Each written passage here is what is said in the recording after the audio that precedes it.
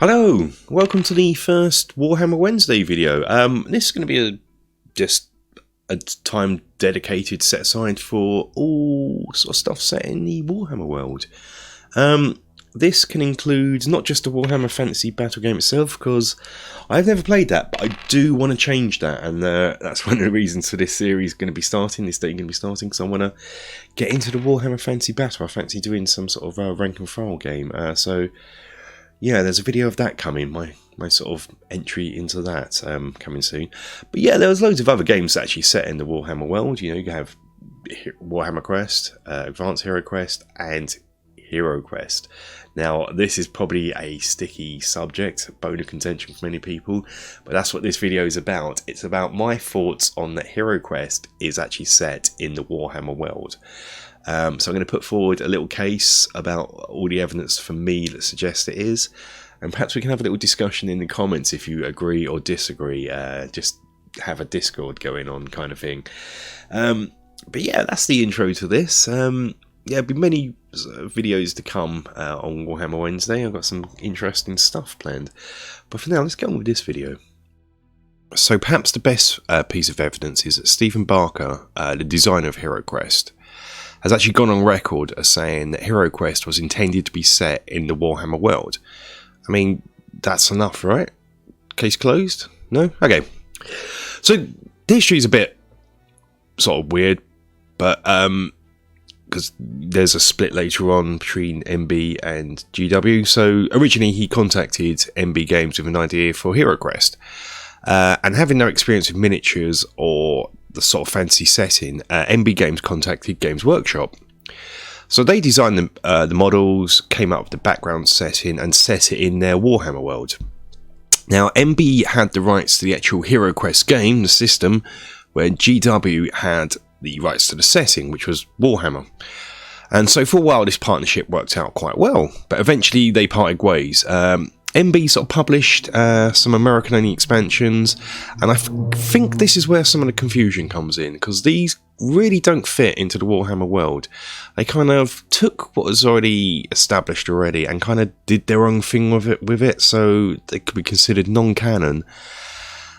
And they kind of just did their own thing with what was already established, and so to me, this is where the confusion begins coming, where people would say, no, this is definitely not set in the Warhammer world, especially people, Warhammer players of America, because they're looking at the expansions of Heroquest and just think, no, this is definitely not.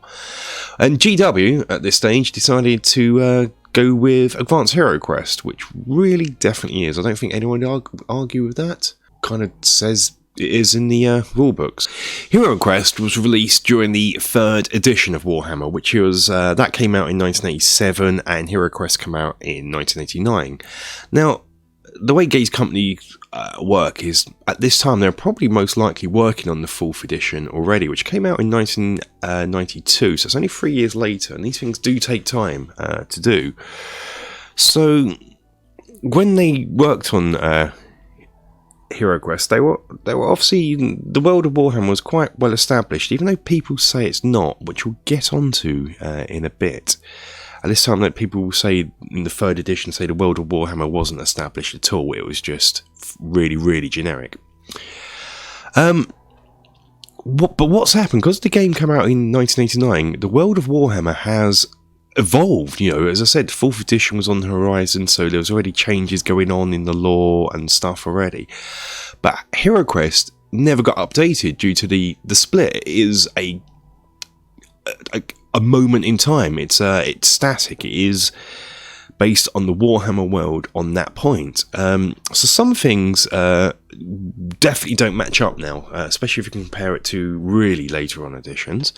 So yeah, to say that things in later on editions of Warhammer don't match up with Heroquest, it's like sort of saying, you know, because things have changed, the 3rd edition isn't set in the Warhammer world, or the 4th edition isn't set in the Warhammer world, because things have changed since those, and there are differences in the lore and the background. Certain things are retconned and changed. So do they not belong in the Warhammer world? So it's a bit silly just to say because things compared into the modern lore don't fit in with the Heroquest lore that it's not part of the Warhammer world. It's just because that the lore in Heroquest didn't get updated due to the partnership between NB Games and Games Workshop.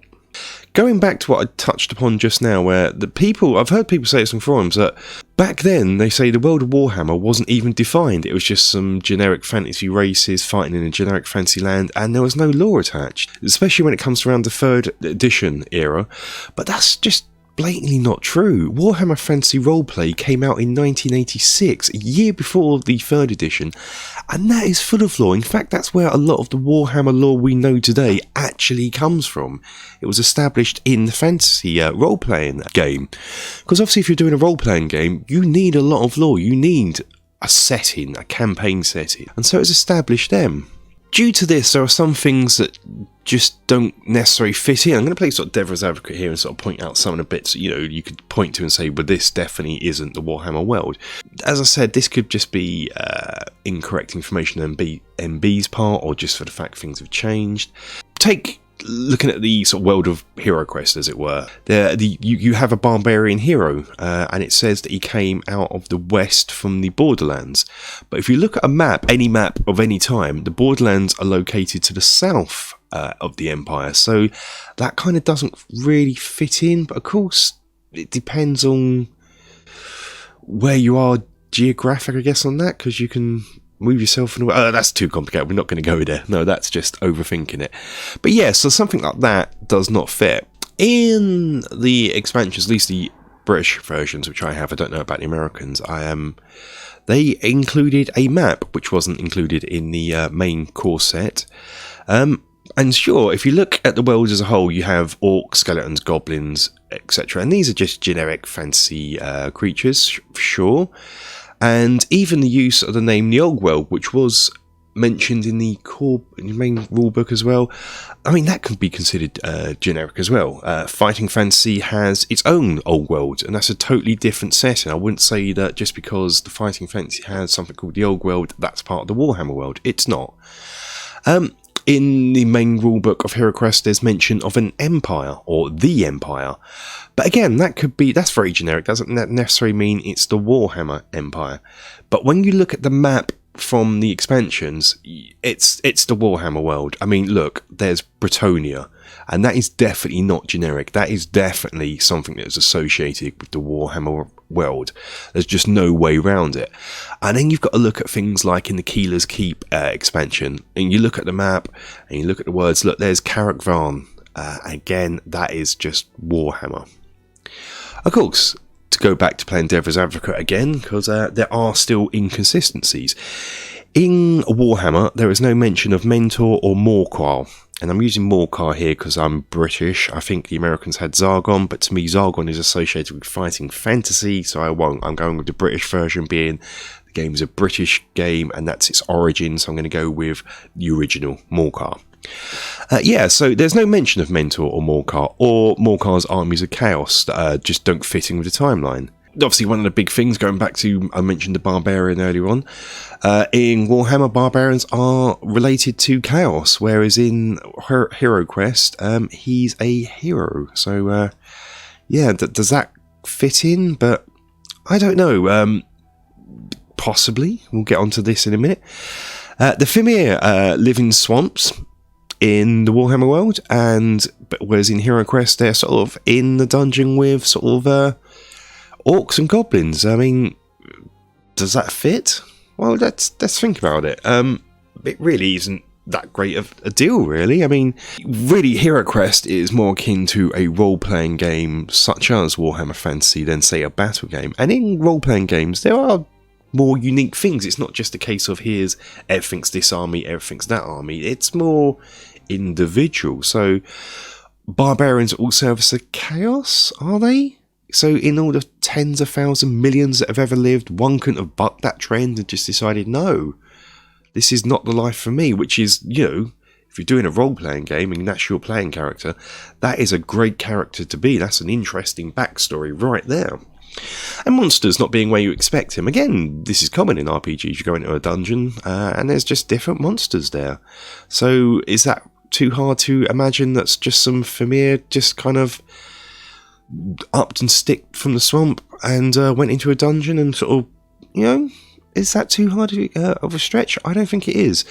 There's no mention of Morcar or Mentor in the fantasy roleplay, fantasy battle rulebooks. But why would there be? I mean, Mentor is just a wizard. He's not a mega hero. He's just a wizard getting other heroes to do small quests. And by small quests, I don't mean in the sense of, you know, they're meaningless. I mean, it doesn't involve massive armies that are marching to war. So why would this come up in a rule set dedicated to mass battles? It doesn't mean it didn't take place. Conrad isn't mentioned in the rulebooks either, but he's a thing. He's in the novels, the Warhammer novels, so, you know, it's no different to that. So if Mentor isn't going to be mentioned, then why would you expect his former apprentice Morcar to be mentioned? But of course, there is talk of a Morcar in the timeline, but it's spelt with a K.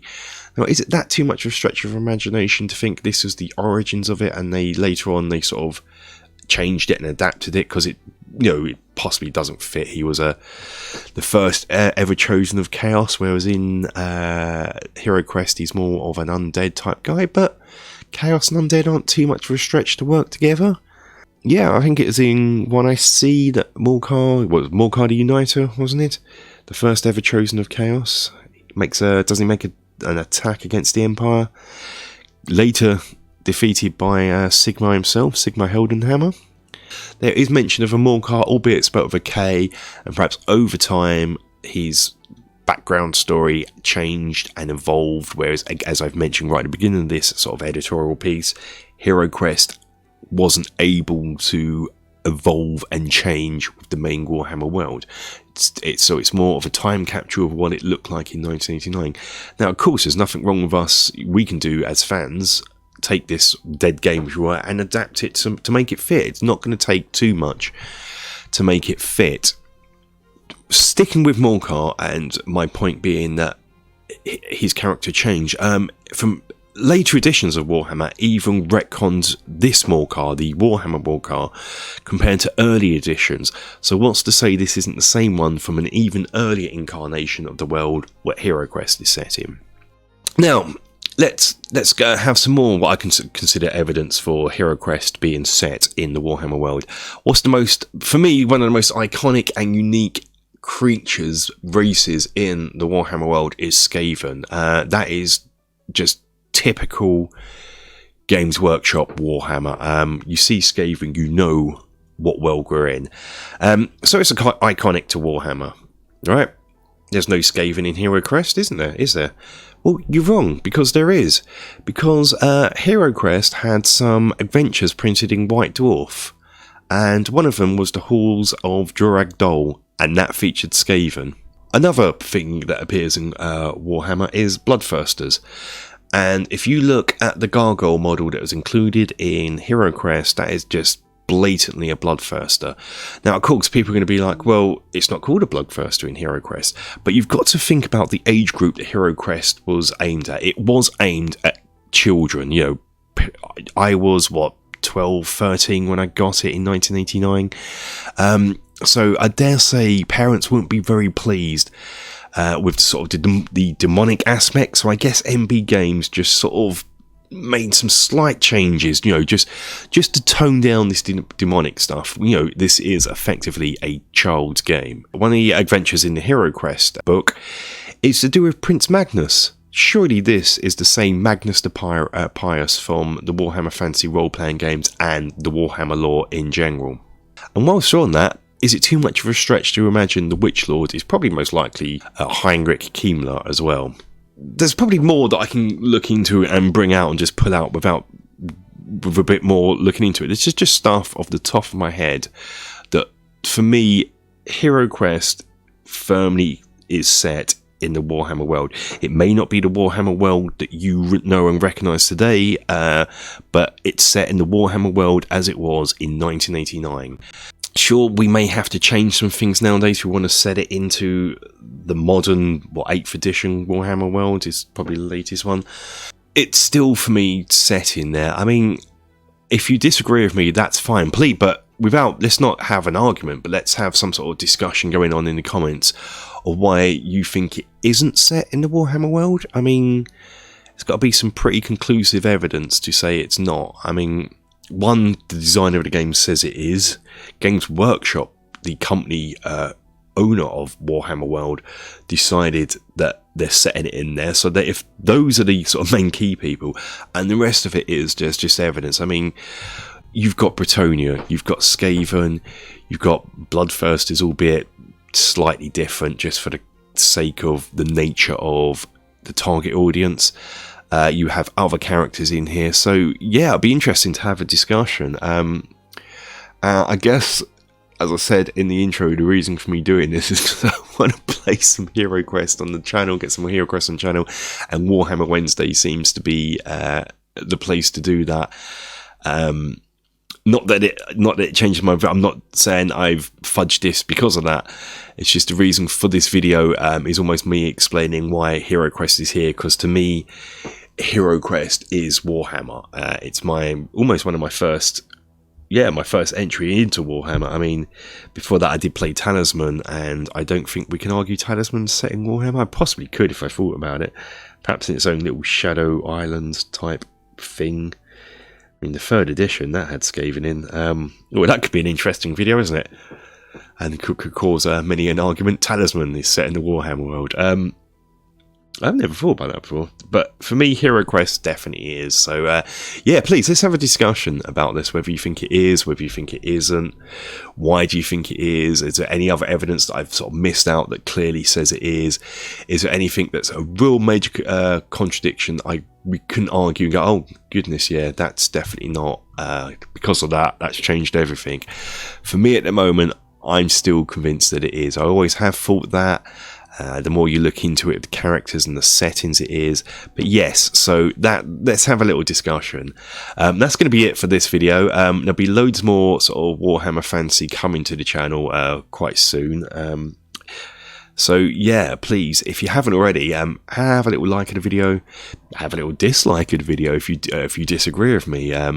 Use that as a voting system, I guess. But if you do hit the like or dislike, don't just hit the buttons. Please let me know. If you hit the dislike, definitely let me know why you hit the dislike. Because if it's to do with the setting and you've disliked it because you don't agree, let me know. If it's just the case you don't like the video editing quality, let me know so we can make improvements. But that's it for this one, guys. Until next time, take care.